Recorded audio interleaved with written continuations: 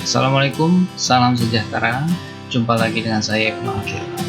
Terima kasih sudah mampir di channel saya, Developer 101. Pada kesempatan kali ini saya akan membahas mengenai analisis dan desain berorientasi objek dengan menggunakan Unified Modeling Language atau yang lebih dikenal dengan sebutan UML.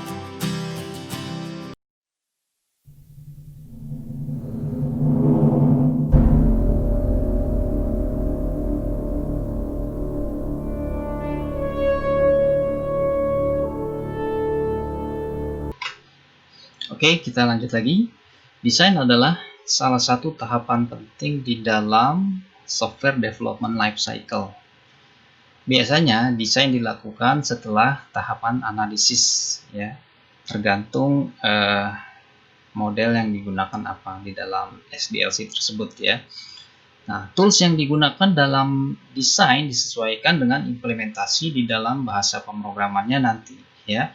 Apakah akan menggunakan teknik terstruktur atau berorientasi objek. Nah, dewasa ini hampir semua bahasa pemrograman sudah mengadopsi teknik berorientasi objek, ya. Karenanya di dalam analisis dan desain ini kita menggunakan UML.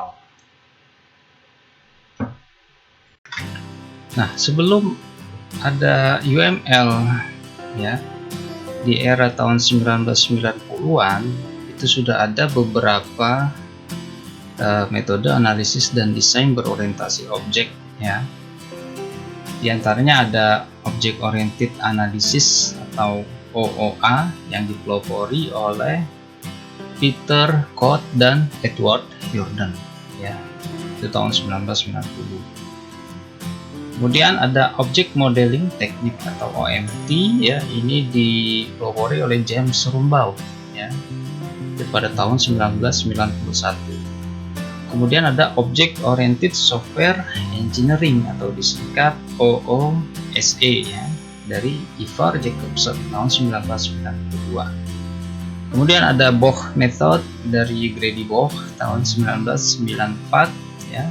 Kemudian juga ada Syntropy, ya, dari Steve Cook dan John Daniel ini tahun 1994 juga. Nah, si James Rumbaugh, Ivar Jacobson, dan Grady Boch, daripada mereka bertarung mempertahankan metodologi masing-masing, akhirnya mereka bergabung, ya, di dalam satu organisasi namanya OMG, yang merupakan singkatan dari Object Management Group.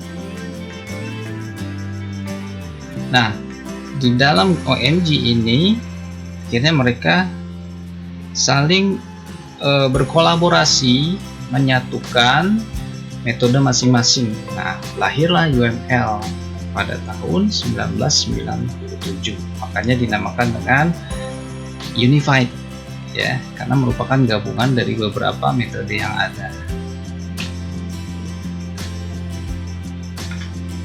Nah, berikut adalah arsitektur dari UML diagram, ya, yang versi 2.4. Dia dibagi menjadi dua kelompok besar, yaitu structure diagram dan behavior diagram, ya. Untuk structure diagram terdiri dari class diagram, object diagram, package diagram, composite structure diagram, ya, komponen diagram, dan manifestation diagram. Kemudian ada juga deployment diagram dan profile diagram. Sedangkan untuk yang behavior diagram itu terdiri dari use case diagram, activity diagram, state machine diagram, ya. Kemudian ada interaction diagram yang memiliki beberapa subdiagram, diantaranya sequence diagram, communication diagram, timing diagram, dan interaction overview diagram. Nah, bedanya antara structure diagram dengan behavior diagram, ya. Structure diagram itu bersifat statis, ya. Jadi dia melihat sistem dari aspek struktur sistemnya ya. Kadang-kala dia bisa bersifat fisikal dari sistemnya ya, misal berupa file ya, di situ seperti kelas diagram, nanti ketika diimplementasikan akan menjadi kelas-kelas di dalam bahasa pemrograman yang digunakan ya. Itu juga package diagram biasanya akan menjadi folder-folder atau struktur folder ya. Sedangkan behavior diagram itu adalah melihat sistem dari sisi dinamisnya. Ya, ada use case diagram di situ ya yang capture kebutuhan sistem ya, kemudian activity diagram yang secara umum adalah menggambarkan proses dari sistemnya, dan ada state machine diagram ya, dan interaction diagram ini yang banyak kita gunakan ketika si user berinteraksi dengan sistem. Sebelum kita mempelajari UML, ini sangat saya anjurkan untuk terlebih dahulu memahami konsep-konsep OOP ya, Object Oriented Programming.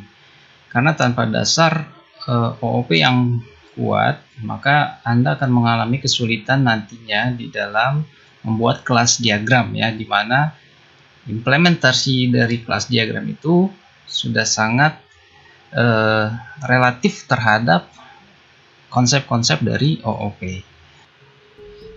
Nah, berikut adalah konsep-konsep dasar dari OOP ya. Yang pertama ada objek. Objek secara sederhana dijelaskan sebagai sesuatu yang mempunyai status, tingkah laku, dan identitas.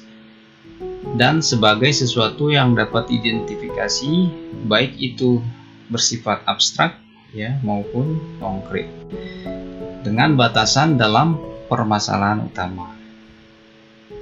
Jadi objek ini dia itu harus memiliki peranan di dalam sistem, terlepas dia sesuatu yang konkret maupun yang abstrak ya. Sebagai contoh, seorang dosen jika dia berada di dalam suatu sistem yang sedang kita analisa, katakanlah sistem akademik ya, maka dia termasuk objek konkret karena bisa dilihat gitu ya. Sedangkan ada objek yang bersifat abstrak seperti jadwal ya, jadwal kuliah atau nilai ya, itu objek-objek yang abstrak, tapi dia ada peranan di dalam sistem informasi akademik ya.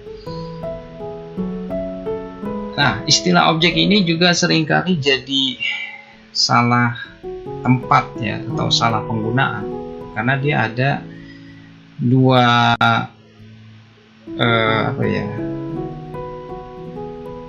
dia ada dalam dua konsep, di dalam konsep dunia nyata ya, dan di dalam konsep pemrograman objek. Nah, sedangkan di dalam dunia pemrograman, objek adalah instansiasi dari kelas. Jadi, sedangkan di dunia nyata, dia suatu yang memiliki peranan, baik dia bersifat abstrak maupun konkret. Sedangkan di dunia pemrograman, objek adalah instansiasi dari kelas.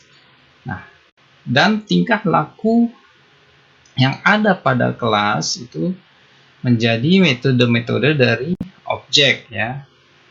Nah, tingkah laku di dunia nyata, dia misalkan memiliki tingkah laku ya, ketika dia ditransformasikan menjadi suatu kelas ya, itu berupa fungsi atau prosedur.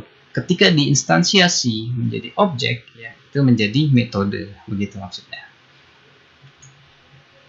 Kemudian ada konsep kelas ya. Antara objek dan kelas ini seperti saudara ya, tapi sering salah penggunaan. Jadi ini kelas dijelaskan sebagai sebuah struktur dan kumpulan dari data dan metode. Nah, metode adalah sebuah fungsi yang ada pada kelas. Jadi metode itu fungsi yang ada pada kelas, yang merupakan instansiasi dari objek. Maaf. Jadi metode adalah sebuah fungsi yang ada pada kelas yang menjelaskan sebagian dari tingkah laku objek. Nah, yang merupakan instansiasi dari kelas. Itu menurut Detin, ya. Ada lagi pendapat yang berbeda, ya. Sementara orang mendeskripsikan kelas sebagai bentuk pembungkusan data dan prosedur atau fungsi yang bisa diinstansiasi sebagai sejumlah objek. Itu menurut Jipping dan Gershon. Jadi kalau kita perumpamakan, kelas itu seperti jeruk, buah jeruk, ya. Buah jeruk masih ada kulitnya, masih ada bijinya, ya. Sedangkan objek adalah hasil perasan dari buah jeruk, ya. Jadi sari-sari buah jeruk. Nah, kelas tadi masih mentah istilahnya, sedangkan objek ini sudah matang, bisa dipakai di dalam program. Kemudian encapsulation. Ini juga termasuk konsep yang penting, ya. Pembungkusan berfungsi untuk melindungi suatu objek dari dunia luar sehingga seseorang tidak mampu merubah atau merusak objek yang terbungkus. Ya, objek yang terbungkus dalam suatu kelas, baik data maupun fungsinya, tidak bisa terlihat, ya, apalagi dirubah pada saat objek digunakan.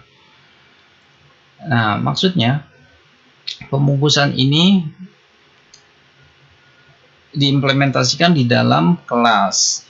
Jadi karena kelas tadi berisi data yang berupa atribut-atribut dan berisi metode yang berupa fungsi-fungsi, itu dibungkus, dienkapsulasi, ya. Pada saat digunakan dia menjadi sebuah objek, gitu. Jadi tidak bisa kita merubah datanya, tidak bisa merubah fungsinya, ya, karena hanya bisa digunakan ketika dia sudah menjadi objek. Nah, disitulah fungsi enkapsulasi tadi. Nah, fungsi lain dari enkapsulasi, dia menyederhanakan pemrograman, ya. Jadi kita tidak perlu melihat implementasi kode dari metode yang ada, ya. Jadi cukup tahu nama metodenya aja, gitu, ya. Misalkan metode insert, update, delete. Implementasinya ada di dalam kelas tersebut, gitu.